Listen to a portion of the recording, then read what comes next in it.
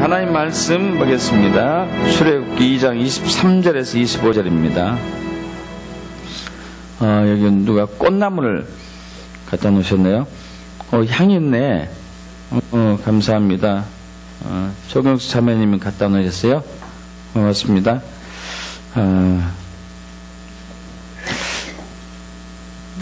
출애굽기 2장 23절에서 25절 우리 함께 합독할까요?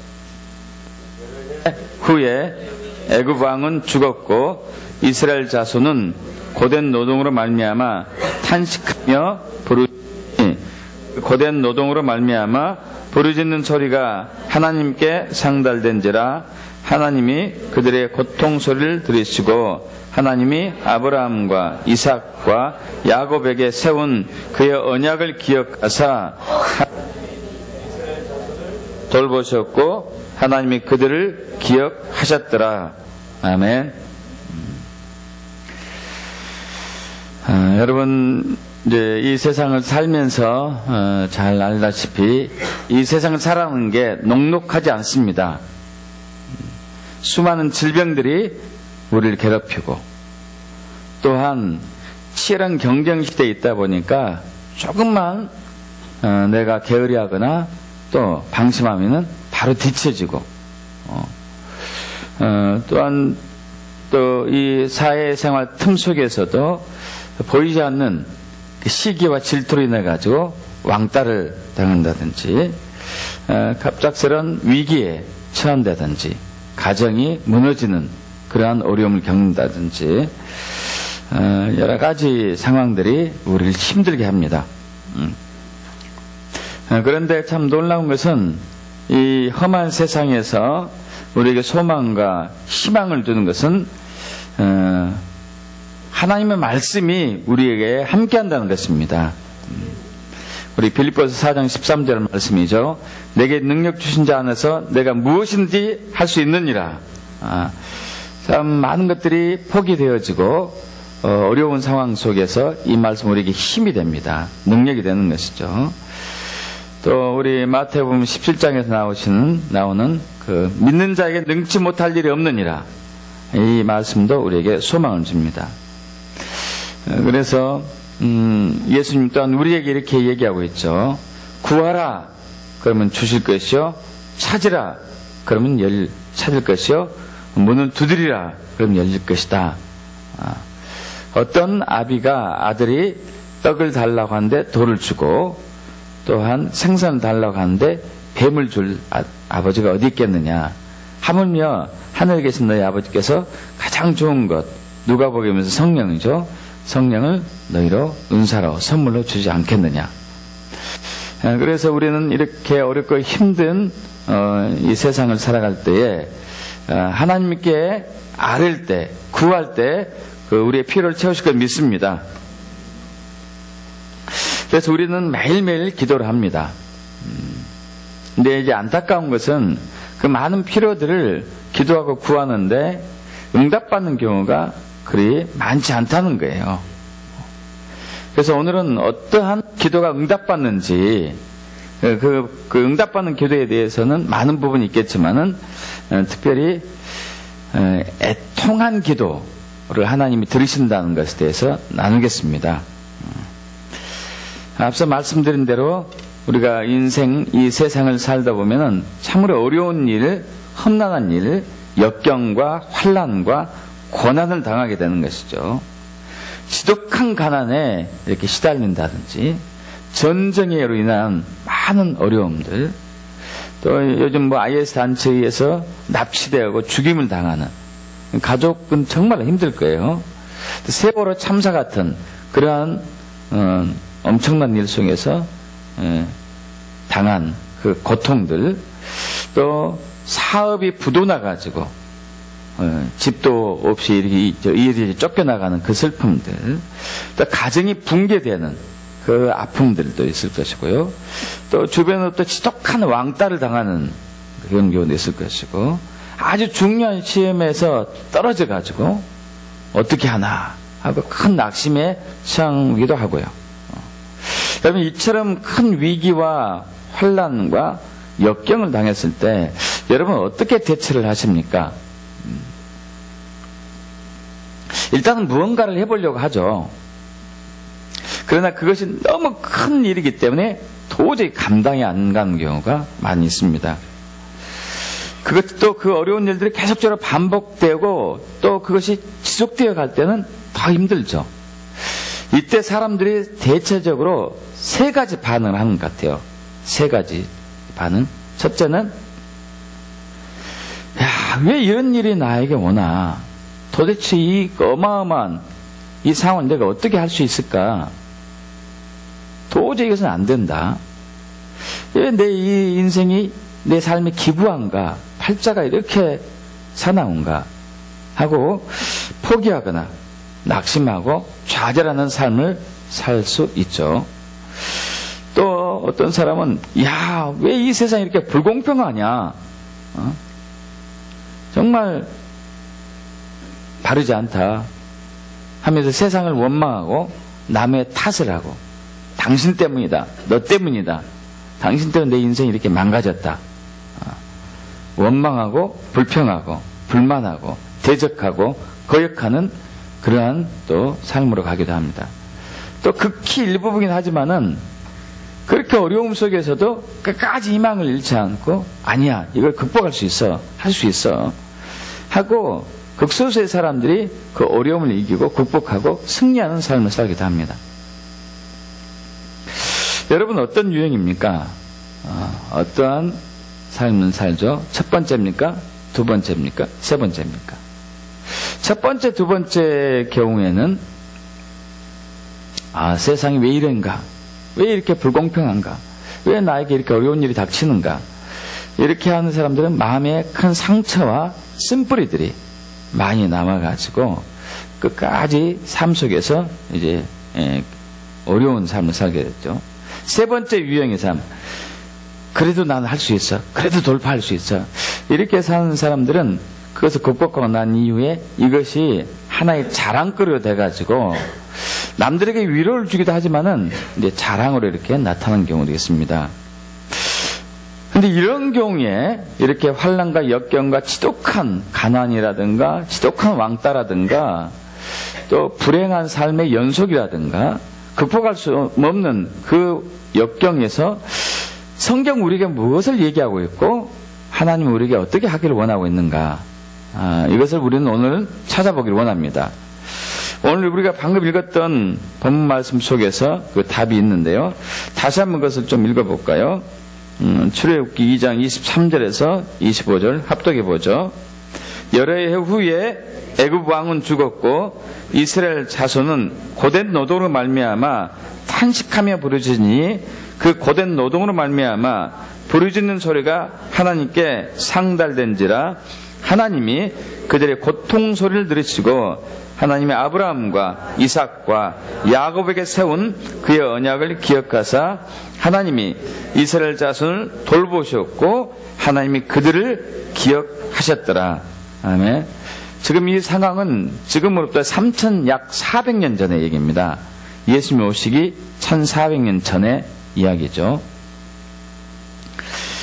4000년 전에 아브라함 시대에 아브라함, 이삭, 야곱, 그 야곱이 12아들 중에서 그 요셉이란 11번째 아들이 형들에 의해서 버려지고 또 애굽으로 끌려가서 종살이와 옥살이를 하다가 전적인 하나님의 은혜로 총리가 되죠. 애굽의 총리가 되습니다. 2인자가 된 것이죠. 이때 그 이스라엘 그 백성들, 그러니까 아브라함의 후손들, 그때 아브라함 그때 죽었겠지. 야곱과 그의 후손들이 애굽이 총리로 있었던 요셉이 총리로 있었던 시기에 70명이 애굽 땅으로 이주를 해오게 됩니다. 그때는 참 좋았어요. 이스라엘 백성들이 그 바로왕, 이집트의 바로왕이 허락해준 그 고센 땅에서 그들이 정착하면서 평화롭게 잘 살고 있었습니다. 근데 문제는 오랜 시간이 지난 이후에, 세월이 지난 이후에 요셉 총리가 죽었을 때 그리고 요셉의 총리 요셉이 애굽 사람들의 기억에서 사라지고 난 이후에 이때 이제 문제가 오기 시작했습니다. 하나님은 하나님의 약속에 따라서 이스라엘 백성들을 하늘의 숫자를 하늘처럼 바다의 모래처럼 많게 하셨어요. 그러니까 아이들이 뭐 기본으로 7, 8명, 10명 이상씩 숭숭 낳는 이러한 게 은혜를 베풀어 주신 것이죠. 그렇게 이렇게 많이 낳다 보니까 애굽 왕 바로가 고민하기 시작합니다.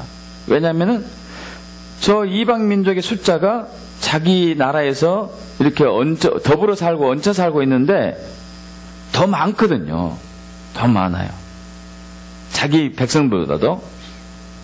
그래서 고민이 혹시 자기 이집트나 애굽이 다른 나라하고 전쟁에 붙었을 때 이스라엘 백성들이 다른 나라를 도우면은 자기들은 완전히 망하게 된다는 것이에요. 그래서 어떻게 할까 해서 저들의 숫자를 없애야 되겠구나, 줄여야 되겠구나 하는 게 결론을 내고 그 정책을 펴기 시작합니다. 첫 번째 정책은 그들을 지독하게 괴롭히는 거예요. 각종 힘든 일을 시키는 것이죠.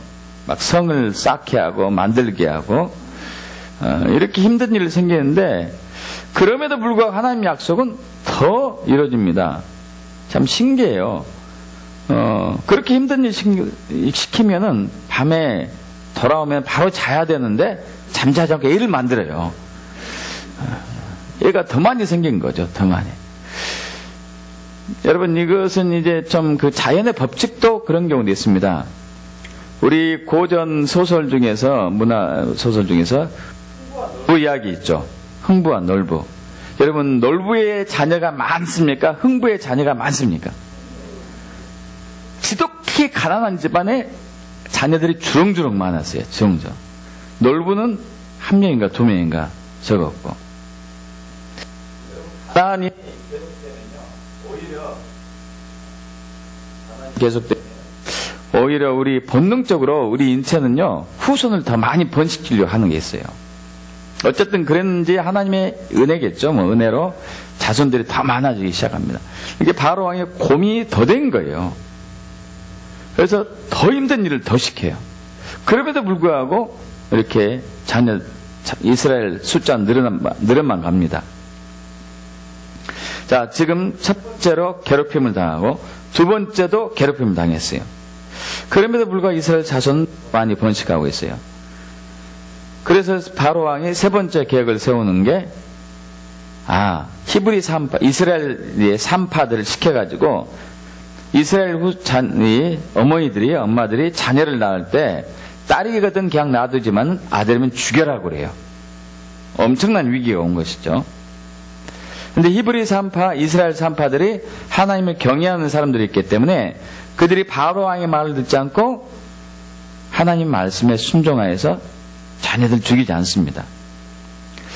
이것도 실패로 돌아가자 바로 왕이 직접 병사들 이스라엘 백성들 시켜가지고 이스라엘 백성들이 자녀를 낳으면 아들이면 무조건 나일강에 던져서 죽이라고 명령하죠. 여러분 이것은 우리가 그냥 이야기로 이렇게 들으니까 그러죠. 정말로 큰 비극이에요. 큰 아픔이에요. 얼마나 큰 슬픔이겠습니까? 특별히 이스라엘 후손들은 우리나라도 마찬가지지만 과거에 장손을 통해서 남자를 통해서 대물림 되는데 그 씨가 없어지고 있는 것이에요. 참 힘든 상황이죠. 여러분 이 어려움이 얼마 기간 있었을까요? 단기간 아니었을 겁니다. 제가 추측하는데 계산하고 하니까 최소한 100년에서 150년 동안 당했을 것 같아요. 그 오랜 기간 동안을 힘든 일과 자녀들이 죽임을 당하고 있는 이 어려운 위기 속에서 그들이 한 행동은 바로 오늘의 말씀이었습니다. 다시 한번 우리 출애굽기 23절에서 25절 합독해 볼까요? 여러 해 후에 애굽 왕은 죽었고 이스라엘 자손은 고된 노동으로 말미암아 탄식하며 부르짖으니 할렐루야. 그 고된 노동으로 말미암아 부르짖는 소리가 하나님께 상달된지니라. 하나님이 그들의 고통 소리를 들으시고 하나님이 아브라함과 이삭과 야곱에게 세운 그의 언약을 기억하사 하나님이 이스라엘 자손을 돌보셨고 하나님이 그들을 기억하셨더라. 정말 고된 노동과 자녀들이 죽임을 당하는 그 고난과 고통 속에서 이스라엘 백성들이 하나님께 부르짖습니다. 그 고통 소리를, 고통의 마음을 하나님께 표현한 것이죠. 그래서 하나님이 이를 들으시고 기억하세요. 아브라함과 야곱과 이삭과 야곱에게 세운 조상의 언약을, 조상들과 메운 언약을 기억하신 것이죠. 동일한 내용이 출애굽기 3장 7절에서 8절도 있습니다. 우리 함께 봉독해 볼까요? 출애굽기 3장 7절에서 8절. 여호와께서 이르시되 내가 애굽에 있는 내 백성의 고통을 분명히 보고 그들의 감독자로 말미암아 부르짖음을 듣고 그 근심을 알고 내가 내려가서 그들 애굽의 손에서 건져내고 그들 그 땅에서 인도하여 아름답고 광대한 땅, 젖과 꿀이 흐르는 땅, 곧 가나안 족속, 헷 족속, 아모리 족속, 브리스 족속, 휘이 족속, 여부스 족속의 지방에 데려가려 하노라. 아멘. 여러분, 이스라엘 백성들이 했던 그 기도는요, 애통한 기도였어요. 고민하며 고통하는 애통한 기도였죠. 그 애통한 기도에 하나님이 응답하셨습니다. 그런데 성경은 여기 이 부분만 애통한 기도에 응답하신 하나님이 표현되는 게 아니고 자주자주 등장해요. 대표적으로 3장 1장에 나오는 사무엘의 어머니 한나도 마찬가지죠. 한나. 여러분 잘 아시다시피 한나의 남편이 엘가나였는데 이 엘가나에게 부인이 둘이 있었습니다. 두 번째 부인 분인나는 자녀가 있었어요. 자녀들이 있었는데 첫 번째 부인 한나는 자녀가 없었어요. 그래서 두 번째 부인 분인나가 첫 번째 부인 한나를 괴롭힙니다. 너는 애도 없고 후손도 이렇게 우리 남편의 후손도 이어주지 못하고 넌 쓸모가 없다. 여러 가지로 괴롭혀죠. 그런데 그 엘가나, 한나의 남편 엘가나는 분인나 둘째보다도 첫째 부인 한나를 더 깊이 사랑하죠. 그러면서 어떤 이제 절기 때가 되면은 선물을 줄 때 둘째 부인보다도 첫째 부인에게 더 갑절로 많이 선물을 주는 거예요. 그러면 그럴수록 둘째 부인 부인나가 더 괴롭힙니다. 시기 질투가 나가지고. 그래서 막 괴로워해요. 괴로워하는데 엘가나 남편이 참 심성이 착했나 봐요. 첫째 부인 한나를 위로하죠. 둘째 부인이 그렇게 괴롭혔는데 하더라도 나는 당신을 더 사랑하니까 그냥 신경 쓰지 말고 안정을 취하라고. 그러나 계속된 괴롭힘과 고통의 괴롭힘과 그런 이제 학대에 의해서 계속 애통해하죠. 그래서 이 한나가 고통의 마음을 안고 하나님께 부르짖어요. 하나님께 기도해요. 하나님이 이 기도 소리를 들으시고 사무엘을 허락해 주십니다. 참 놀라우신 분이시죠. 그래서 한나가 기도할 때 주님 저에게 자녀를 주시면은 이 자녀를 하나님께 바치겠습니다. 근데 결국 하나님이 주셔가지고 사무엘을 낳고 그 사무엘을 주님께 바치죠. 그래서 나중에 이 하나님께서는 그 한나에게 또 3남 2녀의 자녀를 더 주시죠. 참 놀라운 위로를 해주신 하나님이시죠. 다윗 왕도 마찬가지입니다. 다윗은 여러분 이제 제가 가끔 말씀드리다시피 어렸을 때부터 왕이 되기 전까지 지독한 왕따를 당해요. 지독한 왕따. 동네에서 사람들이 다윗을 굉장히 학대하고 못살게 굴었습니다. 자기가 훔친 것도 아닌데 훔쳤다는 누명을 써야 되고 물어줘야 했었고, 또 자기 위로 형들이 7명이나 있었는데 불구하고 자기만 유일하게 밖에 나가서 양을 치는 그러한 일을 했었고요. 밖에서 양을 치는 경우는 목숨을 걸고 했어야 했어요. 근데 다윗의 7 형들은 다 가정에서 있었거든요. 자, 그리고 형들이 다윗을 굉장히 못 살게 했고, 함께 식사를 하면은 다윗을 놀리면서 쓸개를 먹이게 했고요. 그리고 맛있는 것을 먹이는 것이 아니라 식초탄 아주 안 좋은 것들을 먹게 했고, 심지어 다윗의 부모님도 다윗을 이제 돌보지 않았죠. 굉장한 고통과 애통 속에 있었습니다. 그런데 다윗이 그때마다 하나님께 부르짖어요. 결국 다윗의 8 형제 중에서 왕의 기름을 받은 사람은 다윗이었어요. 하나님 놀란 것으로 역사하신 것이죠.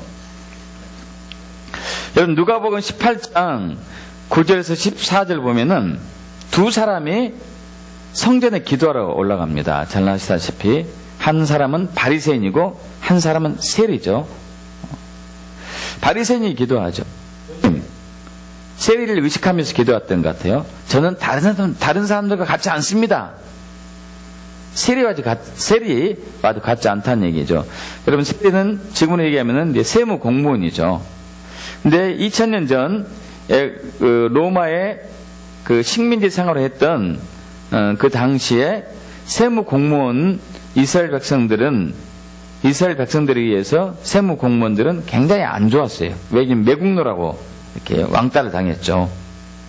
왜냐하면 이스라엘 백성들로부터 세금을 걷어가지고 로마에게 바치고 있으니까.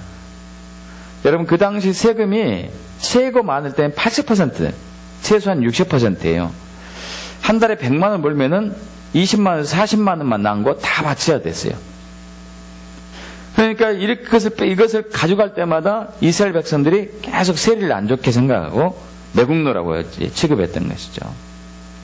그래서 바리새인이 기도가 그거죠. 주님, 저는 다른 사람처럼 토색하지 않습니다. 남의 거 빼지 않습니다. 불효하지 않습니다. 간음하지 않습니다. 일주일에 2번 금식하고 소득의 11조를 드립니다. 이렇게 당당하게 기도하죠. 근데 세리의 기도는 그러지 않아요. 주여, 저는 죄인입니다. 저를 불쌍히 여겨주세요. 애통한 기도를 해요. 애통한 기도. 주여, 저는 죄인입니다. 저를 불쌍히 여겨주세요. 근데 하나님이 바리새인의 기도가 아니고 세리의 기도를 들으십니다. 자, 지금 한나 얘기를 했고요. 다윗 얘기를 했고, 세리 얘기를 했고, 그리고 이 3400년 전에 이스라엘 백성들, 애굽에서 종살했던 이스라엘 백성들 얘기를 했습니다. 공통된 얘기가 있어요. 뭐죠? 하나님이 어떤 기도를 들으세요? 애통한 기도를 들으십니다. 애통한 기도를 들으세요. 하나님이. 애통한 기도. 자, 여러분, 우리는 삶 속에서 애통한 일들이 있습니다. 지독한 가난이 지속되는 애통함. 남편이 계속 혹은 아내가 계속 배우자를 괴롭히는 애통함도 있을 수 있겠고, 가정이 파괴된 애통함도 있을 수도 있겠고, 그리고 다윗처럼 계속적인 왕따를 당한 애통함도 있겠고요. 하는 모든 일마다 안 되는 애통함도 있겠고. 여러분, 그런 분에게 놀라운 소식이 있어요. 하나님께서 애통한 자를 위로하세요. 아름다운 소식이죠. 복된 소식입니다. 우리 마가복음 이제 5장 3절에서 10절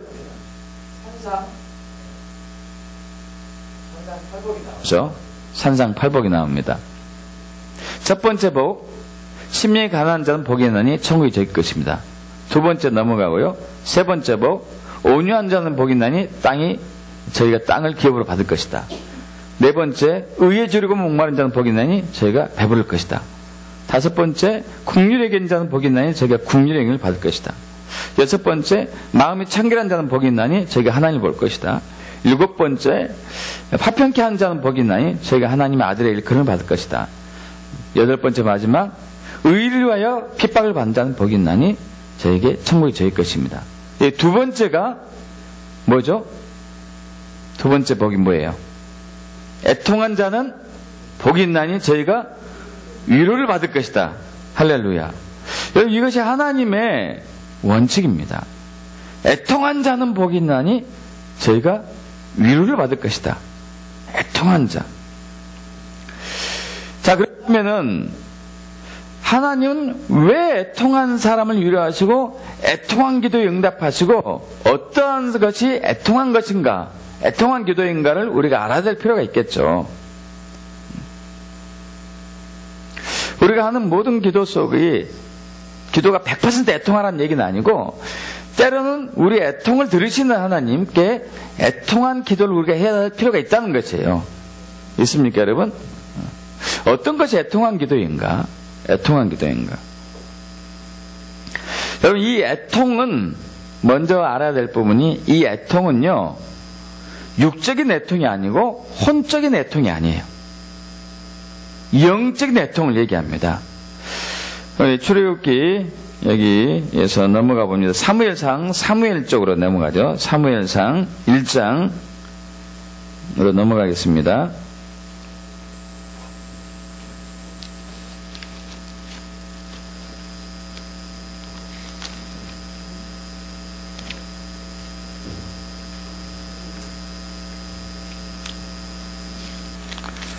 사무엘상 1장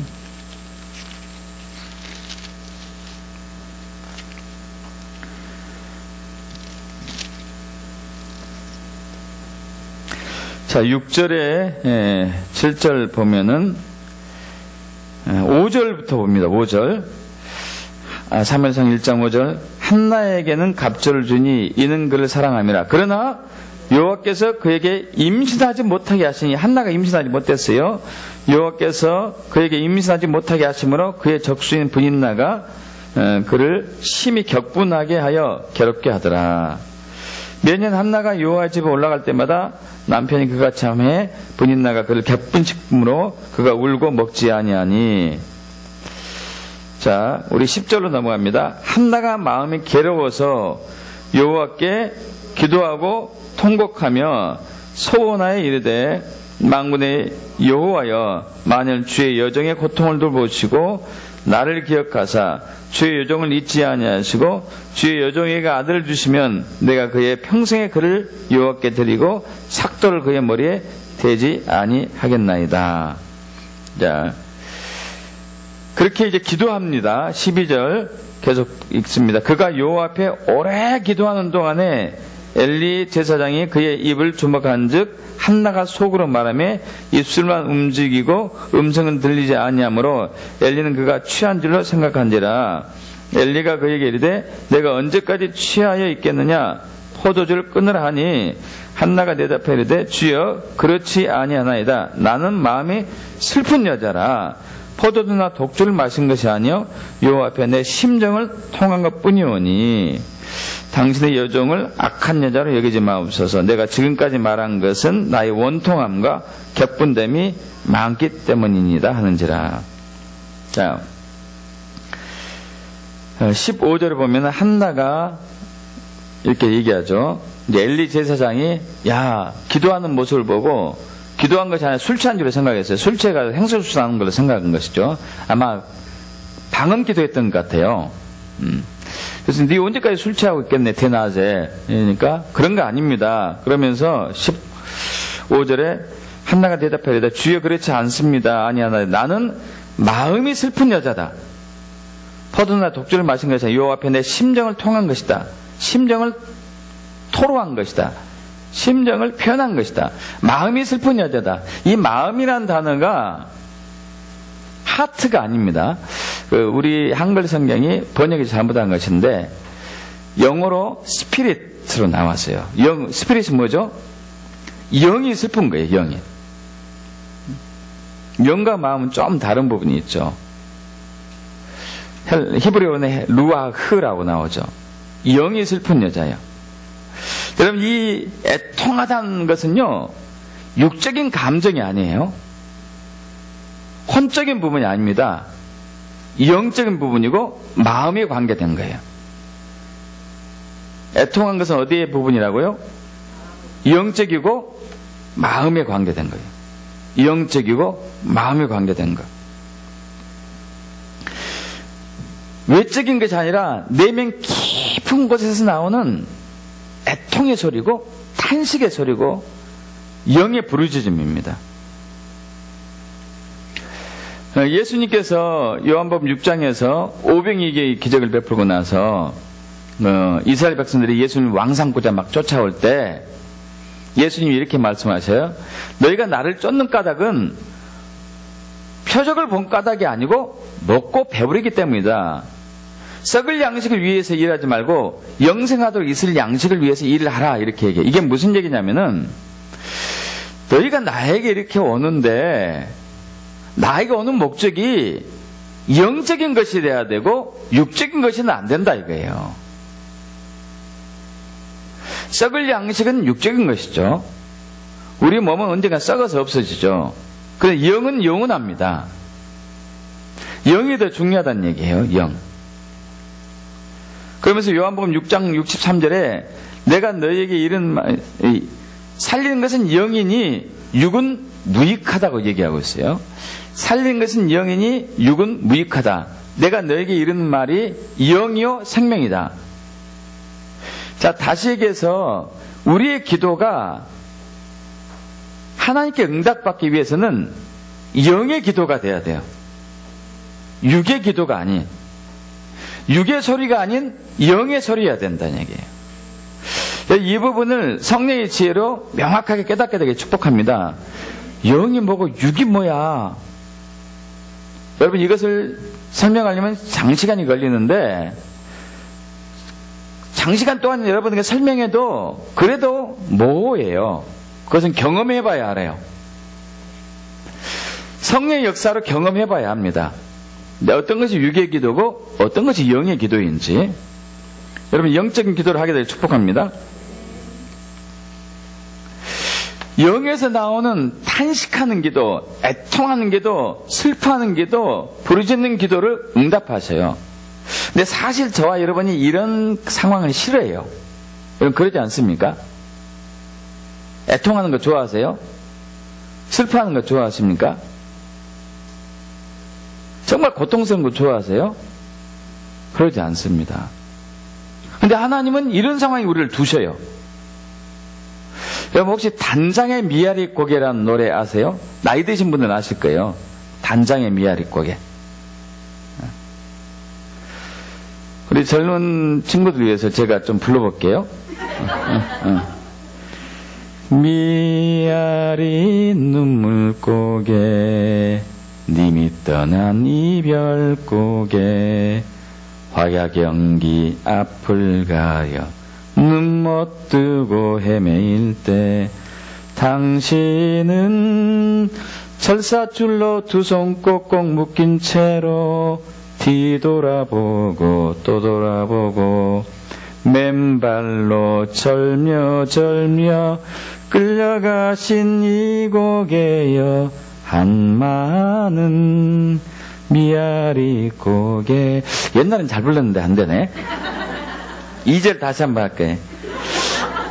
아빠를 그리다가 어린 것은 잠이 들고 동지섣달 기나긴 밤 북풍한 설 몰아칠 때 당신은 감옥살이 그 얼마나 고생을 하오 10년이 가도 100년이 가도 사람만 돌아오소 울고 넘던 이 고개여 한마는 미아리 고개. 여러분, 미아리 고개가 어디 있냐면요, 현재 성북구에는 미아동에 있는 미아리 고개. 왜 이 노래가 나왔냐면은 이 노래를 지으신 야월, 이제 오래된 원로 작곡가죠, 작사자죠. 이재호가 작곡자고 여가수가 이혜연이라는 여가수 불렀는데 실제로 반야월 이 작사자는요, 6.25 전쟁통에 자기 딸을 잃는 슬픔을 갖기도 해요. 자, 그런데 이 미아리 고개가 지금 성북구에 있잖아요. 이 성북구에 있는 이 미아리 고개는 이 6.25 전쟁 당시에 서쪽, 서울 서쪽 서북 쪽에 유일한 도로가 있었어요. 그것이 미아리 도로 있습니다. 미아리 고개. 자, 근데 그때 6.25 전쟁 초기에는 그 북계군이 남침 기습 공격해가지고 우리나라가 전쟁 할 틈도 없이 부산까지 쫓겨갔다가 하나님의 전적인 도우심으로 이제 유엔군이 파견되고 외가드 장군 인천 상륙 작전의 협동에 공격해가지고 그들이 이제 북으로 다시 쫓겨갈 때 그냥 북으로 도망간 게 아니고 북계군들이 남한을 장악하고 있는 동안에 유명 인사자들 또 그 지역의 유지들을 죽이거나 납치했어요. 그리고 그들을 맨발로 끌고 갑니다. 설사줄을 묶어가지고. 자, 한번 보십시오. 도망가는데 가족들이 보는 앞에서 자기 남편을 끌고 가고 있어요. 아버지를 묶어가지고 때리면서 끌고 가고 있어요. 정말 가슴 아프죠. 정말 아픈 거예요. 가장이 사라지고 있는 것인데. 그 남편이 돌아오기를 다시 10년이 가도 100년이 가도 사람만 돌아오세요 하는 그 아픔, 이 단장이라는 얘기가 단은 끊을 다 아니고 장은 창자장이거든요. 장이 끊어진 아픔의 노래죠. 굉장히 슬픈 노래거든요. 근데 유행한 곡이기도 했지만은 여러분, 우리는 이런 상황이 있기를 싫어합니다. 누가 좋아하겠습니까? 행복하고 기쁘고 즐겁고 복되고 이런 것을 좋아하지 슬프고 애통하고 장이 끊어진 아픔을 당하는 이런 것을 싫어해요. 그런데 하나님은 때로 저와 여러분 이런 상황에 두셔요. 왜 우리를 이런 상황에 두시는가? 우리는 이때 어떻게 해야 되는가? 이것이 문제거든요. 그것을 영적으로 알기를 축복합니다. 먼저 알아야 될 것은요, 성경에 나오는 수많은 기도들이 있는데 하나님이 애통한 사람들의 애통의 기도를 듣고 응답하시고 하나님의 역사를 이루었다는 것이에요. 할렐루야. 이것이 놀라운 것입니다. 항상 그랬던 것은 아니지만은 하나님이 자주자주 사람들을 애통한 상황에 두고 그들이 애통한 마음으로 애통한 기도를 했을 때 하나님이 그 기도를 기억하시고 그 기도를 응답하시고 하나님의 역사를 성경 속에 이루었다는 것이에요. 여러분, 그래서 애통의 상황이 왔었을 때 두려워할 필요가 없습니다. 이때가 하나님의 역사를 이룰 때라는 것을 여러분 기억하십시오. 하나님이 내 애통의 소리를 들으실 때가 왔다는 것을 여러분 기억하십시오. 두려워하지 마시고. 우리가 아까 처음에 이제 어려운 상황이 왔을 때, 애통의 상황이 왔을 때 우리는 대체적으로 일반 사람들 세 가지 반응을 한다고 그랬습니다. 낙심하거나 좌절하거나 포기하거나 또 하나는 분노하거나 화를 내거나 원망하거나 불평하거나 또 하나는 안간힘을 써가지고 극복해서 뭔가 어떤 일을 이뤄본다거나. 여러분, 이 세 가지 하나님은 신경 쓰지 않습니다. 하나님은 우리의 애통의 마음을, 애통의 소리를 듣기를 원하세요. 그래서 애통한 기도는 육적인 기도가 아니라 영적인 기도입니다. 영적인 기도. 영적인 기도, 여러분 육적인 기도는 응답하지 못합니다. 응답받지 못해요. 야고보서 우리 이제 4장 2절에 보면은 기도에 대해서 잠깐 언급이 나오는데 너희가 얻지 못하는 것은 구하지 않기 때문이다. 기도하지 않기 때문이다. 여러분 기도하기를 축복합니다. 필요한 것이 있으면. 그런데 또 하나, 구하여도 얻지 못하는 것은, 기도해도 얻지 못하는 것은 정욕에 이끌려 기도한 것이라고 나오죠. 육적인 기도란 얘기예요. 육적인 기도. 여러분, 영의 기도, 마음의 기도가 하나님께 응답받아요. 그것이 바로 애통의 기도예요.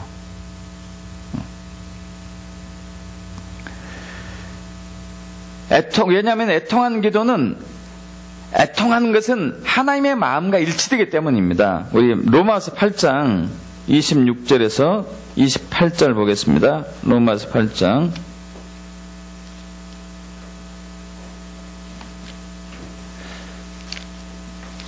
신약 성경, 제 성경으로 250쪽 로마서 8장 26절에서 28절 합독합니다. 이와 같이 성령도 우리 연약함을 도우시나니 우리 마땅히 기도할 바를 알지 못하나 오직 성령이 말을 서는 탄식으로 우리를 위하여 친히 간구하시느니라. 마음을 살피신 이가 성령의 생각을 아시나니 이는 성령이 하나님의 뜻대로 성도를 위하여 간구하심이니라. 우리가 알거니와 하나님을 사랑하는 자 곧 그의 뜻대로 부르심을 입은 자들에게는 모든 것이 합력하여 선을 이루느니라. 그러면 애통하는 기도는 영적인 기도고, 이 영적인 기도는 하나님의 뜻과 하나님의 마음과 일치해요. 성령의 탄식과 함께 가는 것이에요. 그렇기 때문에 응답이 되는 거예요. 있습니까, 여러분? 응답돼요. 여러분, 우리 박명수 사모님이 수년 전에, 거의 10년 정도 넘은 것 같은데, 구로에서 이제 저희가 목회할 때 큰 위기를 당합니다. 기억도 하기 싫은 위기를 당해요. 저희가 사는 아파트에서 새벽 예배에 나온 도중에, 저는 이제 지하에 차가 있었기 때문에 차를 가지러 지하 1층으로 내려갔고, 제 안에는 쓰레기 버릴 게 아마 있어서 그런 몰라도 이 지상 1층으로 계단을 통해서 이렇게 이제 외부로 나옵니다. 나오는데 사람들이, 경비들이 몇 명 모여 있었어요. 새벽이니까. 이렇게 나오는데 경비가 제 아내를 불렀어요. 저는 이제 그때 차를 가지고 지하에서 밖으로 나오고 있었었고. 근데 경비가 부르면서 가보니까 웬 쓰러진 사람이 있었고, 이 사람이, 경비가 물어본 거예요. 이 사람이 당신 아파트 사는 사람입니까? 물어본 거예요. 봤더니 옥상에서 떨어졌어요. 여기 두개골이 깨졌어요. 그래서 뇌가 흘러나오고, 그걸 본 거예요. 근데 그때는 이제 처음에는 잘 몰랐죠. 얼굴만 보고 우리 이제 아파트 같은 라인에 사는 사람입니다 하고 돌아서는 순간부터 이제 문제가 생긴 거예요. 죽은 사람을 본 거잖아요. 그때부터 이 어둠의 영이 뒤에 쫓아다니는데요. 밤이고 낮이고 괴롭혀요. 6개월 동안 저는 제 아내를 30cm 이상 떨어진 적이 없었습니다. 6개월 동안. 얼마나 두려워하는지, 얼마나 무서워하는지. 그러니까 집에서 화장실도 같이 갔어야 됐고, 모든 걸 같이 했어요. 얼마나 무섭고, 얼마나 두려워하는지. 눈만 보면은 보이는데요. 그 사람이 자기한테 온대. 머리 이렇게 붙잡고. 정말 끔찍하죠. 우울증은 물론 공황장애 심각한 상태죠. 그래서 너무 힘들어가지고 종합병원 정신과를 갔습니다. 거기서 약을 처방해줬죠. 잠도 못 자니까. 그 약을 먹으면 이제 그 약기운 때문에 이제 취해서 자는 거예요. 한 달에 한 번씩 가서 이 약을 타오는데, 한 번은 가서 약을 타오고 보니까 약이 한 가지가 부족한 것이에요. 아침에 먹는 약이 있고 저녁에 먹는 약이 있는데 저녁에 먹는 약이 없어요. 그래서 그 다음에 갔었을 때 이제 간호사한테 얘기했죠. 저녁에 먹는 약이 없습니다. 그랬더니 그 간호사가 분명히 줬다. 당신이 기억을 못한 거다. 당신이 잘못이다. 한마디로 미친 사람 취급했어요. 미친 사람. 그 상황 속에서 너무 괴롭게 힘든데 자기를 정신병자 취급하는 것을 보고 너무 아픈 거야.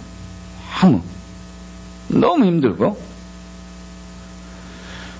그래서 그날 밤에 통곡하면서 이제 하나님께 기도하죠. 하나님, 저 도저히 이대로 못 살겠습니다.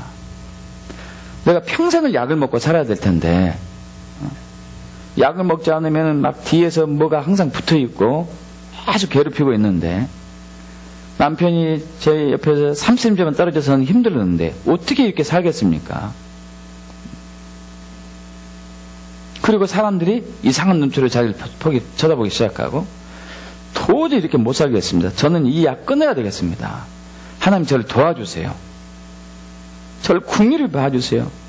저를 불쌍히 여겨주세요. 하고 통곡하면서 기도해요. 그날 끊었어요. 할렐루야. 그냥 끊은 거예요. 저는 깜짝 놀랐습니다. 이거 저는 알죠. 환자를 오랫동안 이제 이렇게 다뤄봐가지고 그런 상황에는 평생 약 못 끊는 것을 알죠. 평생 복용해야 되는 것을. 평생 공포 속에 시달려야 되는 거. 하나님이 치유하셨어요. 애통한 기도의 소리를 듣고. 할렐루야. 애통한 기도의 소리를 듣고. 여러분, 이 애통함은, 영의 애통함은요, 영의 슬픔은 하나님의 마음이에요. 할렐루야. 여러분 믿습니까? 하나님의 마음이에요.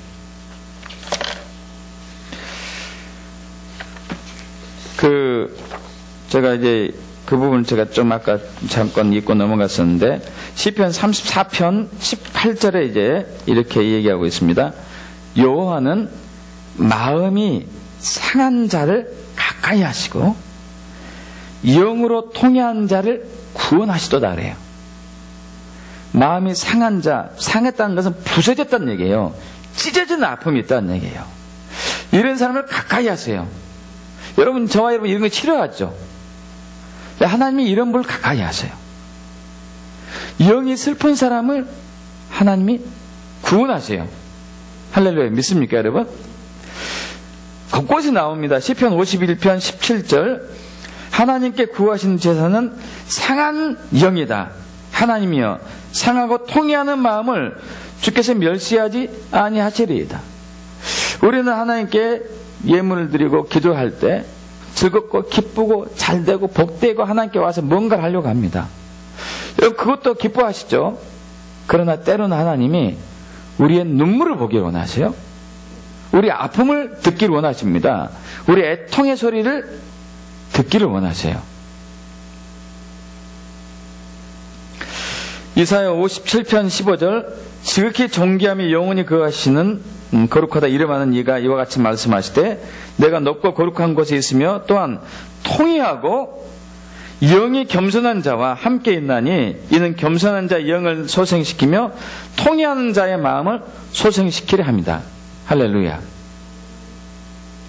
여러분, 마음이 찢어지게 아프고 영이 애통하는 그 소리를 들으세요. 왜냐하면 그것이 바로 하나님의 마음의 표현이기 때문에 그래요. 마음의 표현이기 때문에. 하나님이 특히 긍휼히 보시고 애통하는 사람들이 있습니다. 과부, 나그네, 고아, 이방인, 이런 사람들이죠. 혼례된 여인, 고아들, 이들을 굉장히 애통해 하세요. 왜냐하면 누군가 돌봄을 받아야 되는데, 누군가로부터 돌봄을 받아야 되는데 돌봄을 받지 못하는 고아나 과부나 나그네, 이방인들을 애통해 하는. 그럼 저와 여러분들이 그 애통의 마음을 갖기를 원하셔요. 하나님은. 억울한 일을 당하고 통곡하고 있는 그 사람의 슬픈 마음을 하나님이 갖고 있습니다. 여러분, 창세기 4장에 보면은 가인, 아담과 하와의 첫째, 둘째 아들이 있었었죠. 가인과 아벨. 그들이 각각 제사를 드렸는데 하나님이 둘째 아들 아벨의 것은 받았지만은 첫째 가인의 것은 받지 않습니다. 형 가인이 화가 나가지고 분노해서 아벨을 돌로 쳐서 죽여요.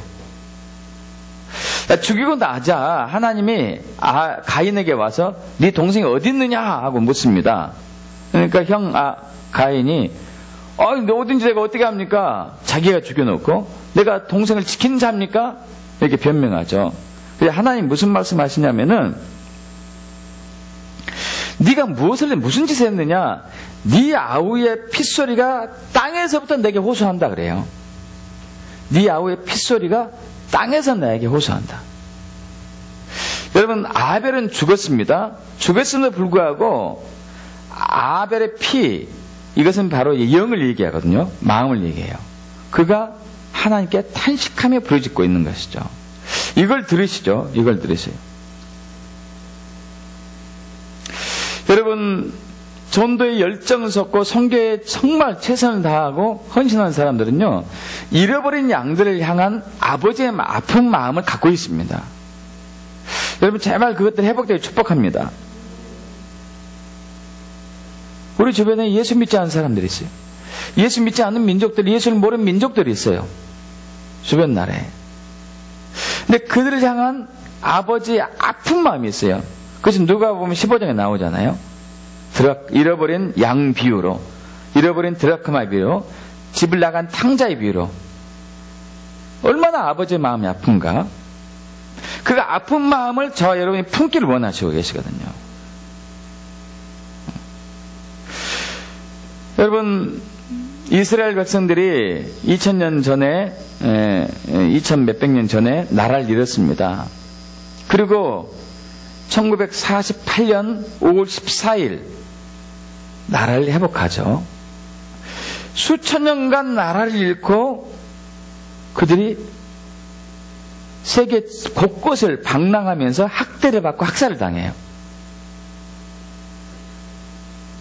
600만 건의 학살을 당하죠. 6천만 명이 학살을 당해요. 여러분, 그들을 향한 아버지 아픈 마음이 있어요. 근데 하나님이 그들을 그렇게 둔 목적도 있습니다. 왜냐하면은 이스라엘의 꺾어짐이 저와 여러분 이방인들의 구원이 되니까. 자, 보세요. 한쪽에서는 학대받고 학살받아요. 그러나 이걸로 인해서 한쪽에서는 구원받고 있습니다. 그러면 하나님이 이분들 버렸을까요? 아닙니다. 장자의 나라 이스라엘을 정말 아파하시거든요. 그러나 이들이 꺾어져야지만 이방인이 구원받기 때문에 할 수 없이 두시는 거죠. 이 아픔이 얼마나 크겠습니까? 이 아픔이. 여러분, 그 계시록 6장에 보면은 이제 재앙 시리즈 세 번째에서 첫 번째 재앙, 7개 인 재앙이 나오잖아요. 이 땅을 심판하는 재앙. 그 5번째 인이 떼어질 때 어떤 상황이 나타나냐면은 지금 순교한 사람들이 있습니다. 하나님 나라와 하나님의 의를 위하여 복음을 전하다가 순교한 사람들이 있어요. 그 순교한 사람들의 영혼이 그들이 하나님께 부르짖습니다. 거룩하고 참되신 대주제여 하면서 땅에 거하는 자들을 심판, 그러니까 우리를 죽이고 우리를 학대하고 우리를 짓밟은 우리의 생명을 앗아간 저들을 심판하여서 우리의 피를 갚아주 아니하시기를 언제까지 하시겠습니까? 언제까지 하시겠습니까? 우리가 너무 원통합니다. 우리가 하나님의 나라를 위해서 죽임을 당하였고 복음을 위해서 순교를 당했는데 우리를 학대하고 핍박하고 죽인 저들을 언제까지 놔둘 겁니까? 그런데 하나님이 이렇게 얘기하시죠.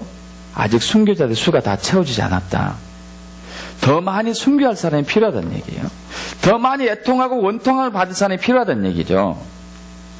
하나님이 왜 이렇게 두시죠? 왜? 그것이 바로 하나님의 마음이에요. 하나님의 마음. 사실 저와 여러분 하나님의 마음에 별로 신경 쓰지 않습니다. 그냥 내가 필요한 원하는 것에 집착하죠. 집착해요. 정말 철들지 않은 자녀들이 그러잖아요. 철들지 않은 자녀들이. 부모님은 빚을 내서라도 자녀들에게 뭔가 해주는데 자녀는 왜 나에게 이것뿐이 안 해주냐고 땡깡 놓고 반항하고 부시고 심지어 학대하는.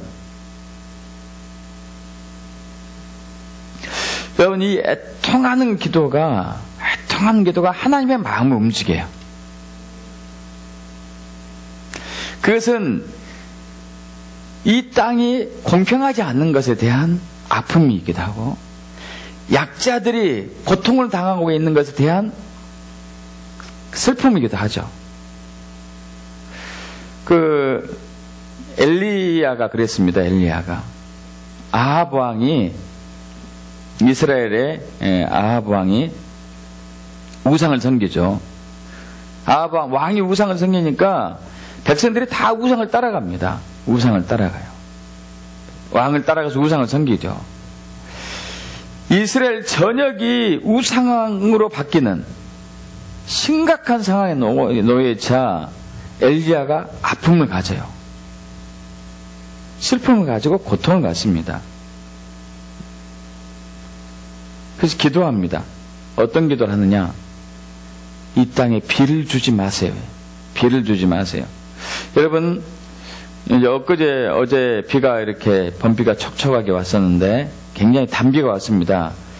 그동안 겨울에 가뭄이 일어나가지고 우리나라 전역에 지하수가 많이 말랐고 저수지에 강에 물이 많이 부족한 상태였거든요. 다행히 비가 왔죠. 하나님이 때마다 비를 주시는 것이죠.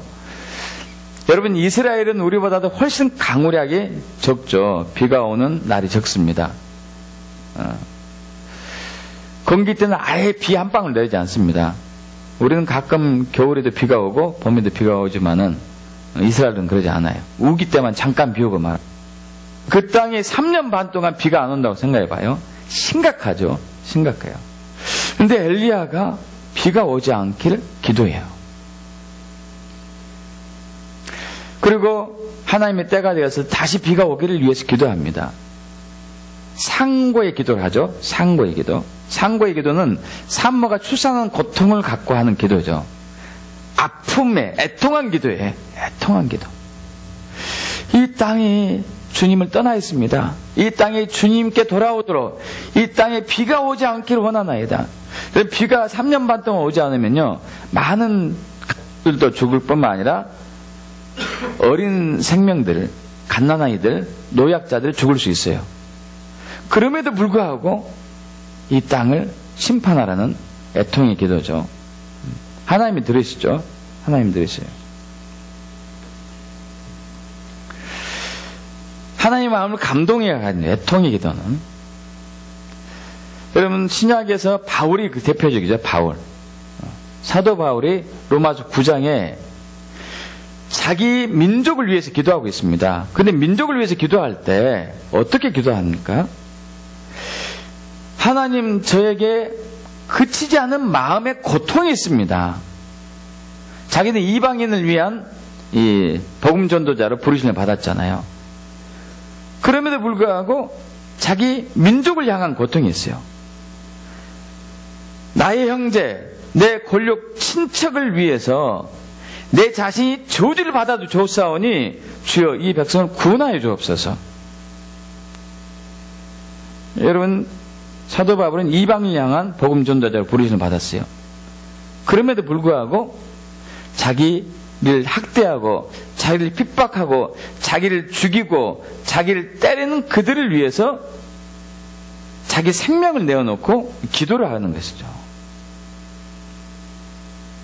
그럼 지금은 이런 기도를 할 때예요. 이런 기도를. 육적인 기도가 아니라 이런 영적인 애통하는 기도를 해야 될 때.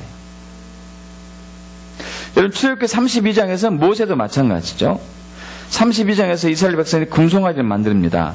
하나님이 이 백성을 다 죽여버리고 너로 새 민족을 일으켜서 내가 가나안 땅에 들게 하겠다. 기도하죠. 얘기하죠. 그런데 모세가 자기의 생명을 내놓고 기도합니다.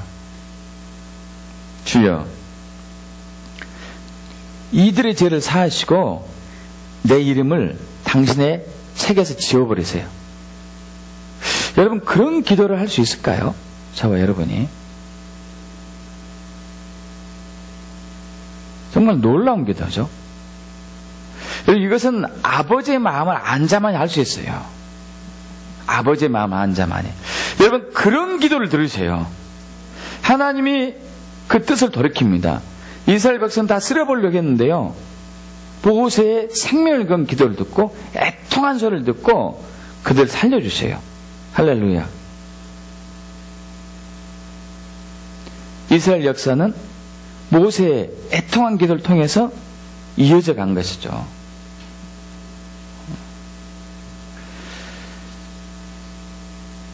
여러분, 애통한 상황을 두려워하지 마십시오. 슬퍼하지 마십시오.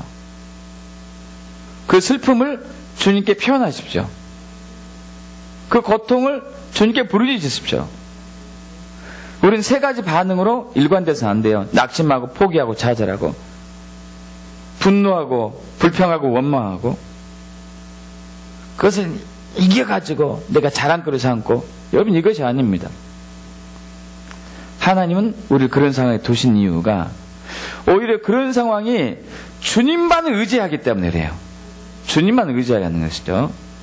고린도후서 1장 8절에서 10절 보겠습니다. 고린도후서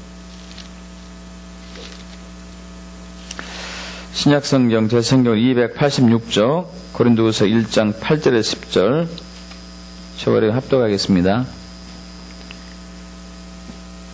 형제들아, 우리가 아시아에서 당한 환난을 너희가 모르길 원하지 아니하노니 힘이 겹도록 심한 고난을 당하여 살 소망까지 끊어지고 우리는 우리 자신이 사형 선고를 받은 줄 알았으니 이는 우리로 자기를 의지하지 말고 오직 죽은 자를 다시 살리시는 하나님만 의지하게 하려 하십니다. 그가 이같이 큰 사망에서 우리를 건지셨고 또 건지실 것이며 이후에도 건지시길 그에게 바라노라. 여러분, 사도 바울이 전도하는 과정 속에서 수많은 위험과 고통과 어려움을 당합니다. 그러나 또 그에게는 한편으로는 능력과 역사들이 많이 나타났어요. 죽은 자가 살기도 하고 귀신이 쫓겨나가고 병든 자가 나음을 얻고 엄청난 역사가 일어나면서 복음을 증거하죠. 그럼 저도 이제 이렇게 사역을 하다 보면은 가장 위험한 때가 언제냐? 사역이 잘 되고 난 이유가 제일 위험하더라고요. 이번에도 집회가 있는데 또 그럴 가능성도 있죠. 아주 위험한 시기에 올 상황이 있습니다. 귀신이 쫓겨나가고 죽은 자가 살아나고 병든 자가 치유만 얻고 사람들이 막 쓰러지고 막 회복되고 이때 오는 자부심과 자긍심과 자만심이 있어요. 교만함이 있더라고요. 교만함이. 내가 이러지. 하나님이 나를 얼마나 사랑하면은 나에게 이런 능력이 나타나게 했을까? 나를 얼마나 높이시려고 그럴까? 이때가 하나님을 떠난 때거든요. 하나님을 떠난 때예요. 나를 의지하는 때고 나를 높이는 때더라고요. 그래서 하나님이 그러면 네가 죽는다. 다시 한번 고린도후서 1장 9절 보십시오. 그렇게 한 이유가 우리는 우리 자신이 사형성을 받은 줄 알았는데 이는 우리로 자기를 의지하지 말고 할렐루야. 자기를 의지하지 말고 오직 죽은 자를 다시 살리시는 하나님만 의지하게 하려 하십니다. 여러분, 우리는 어려움이 다가오고 힘든 일을 당할 때 혹은 좋고 막 잘 나갈 때도 마찬가지지만은 하나님만 의지해야 되는데 그러지 않고 나를 붙잡는 경우가 많아요. 내가 잘 나갈 때, 내가 잘 될 때. 우리 우스갯소리로 그런 얘기하죠. 잘 안 되면 누구 탓이고요? 저 상태가 잘 되면은 내 탓. 여러분 주님을 떠난 거거든요. 주님을 떠난 거.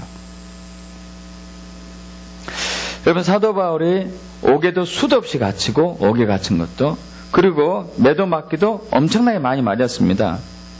40번 매 맞으면 죽으니까 39번 3번 맞고 1번 돌로 맞고, 그 물을 건너다가 였고요. 그리고 산을 넘다가 강도 만난 적도 있었었고, 배가 파선해가지고 일주일 동안 이렇게 바다 위에 떠놓은 적도 있었었고, 엄청난 환난과 역경이 있었었죠. 그때마다 하나님이 원하는 게 있어요. 여러분 고통 속에 있습니까? 하나님께 원하는 게 있어요. 나만 의지해라. 나만 바라봐라. 나만 신뢰해라. 아무것도 너에게 힘이 되지 못한다.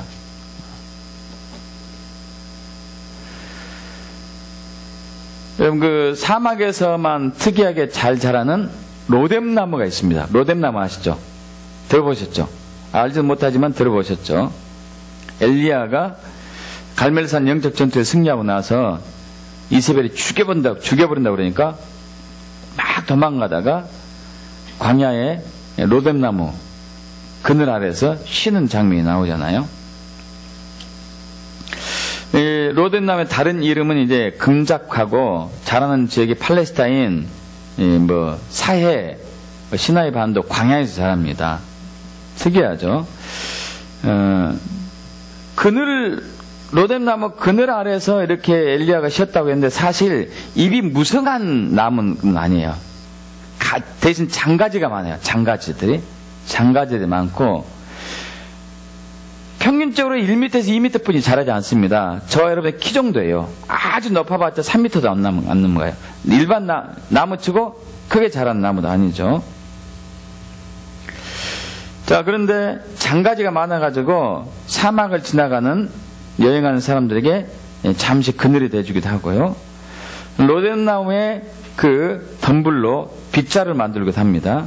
장작으로 쓰기도 해요. 장작. 땔감으로 쓰기도 하고.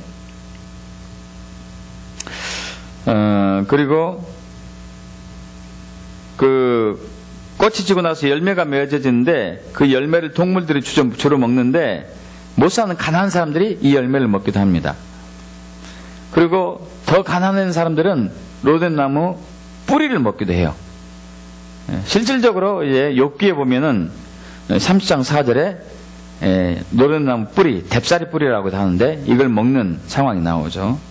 근데 이 신비한 부분이 있습니다. 이 로뎀나무가 키가 많이 자라봤자 3m고 보통 1, 2m 자라는데 사막에서 자라요. 사막에서. 이 건조한 땅에서 이 줄기가 마르지 않고 잎이 떨어지지 않고 있어요. 계속 푸르르고 싱싱합니다. 이 비결은 뭐냐면은 로뎀나무 뿌리가 30m예요.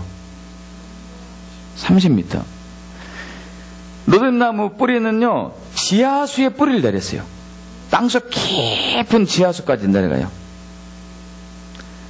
이 지하수에 뿌리를 내리고 항상 물을 공급받고 있으니까 밖이 아무리 건조하고 마르고 황폐한다 하더라도 항상 푸르르고 싱싱해요.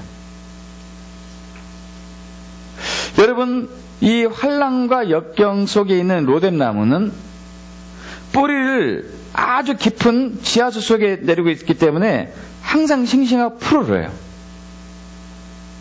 하나님께서 환난과 역경 속에 저와 여러분을 이렇게 하기를 원하세요. 우리 시편 1편에 나오잖아요. 복 있는 사람은 악인의 길을 쫓지 아니하고 죄인들의 길에 서지 않고 오만한 자에 서지 아니하고 오직 여호와의 율법을 줄과 그 율법을 주하러 묵상한 자로다. 저는 시냇가의 신문나무가 시리를 쫓아 가시를 맺으며 그 잎사귀가 마르지 않는 것 같으니 그 하는 모든 일이 형통하리로다. 시냇가의 신문나무는 항상 물을 공급받기 때문에 계속 푸르르죠. 마찬가지예요. 환난과 역경 속에 있어서도 불구하고 로뎀나무는 지하수 깊은 곳에 뿌리를 내리기 때문에 항상 푸르러요. 여러분, 우리가 어떤 환난과 역경 속에서도 예수께만 뿌리를 내리고 있으면 우리는 항상 모든 일이 극복되어지는 것이죠. 믿습니까? 그래서 그런 상황이 올 때 주님이 애통하는 마음을 갖게 하는 것은 너의 마음을 나에게 두고 너의 뿌리를 나에게 두라는 얘기죠. 할렐루야. 믿습니까?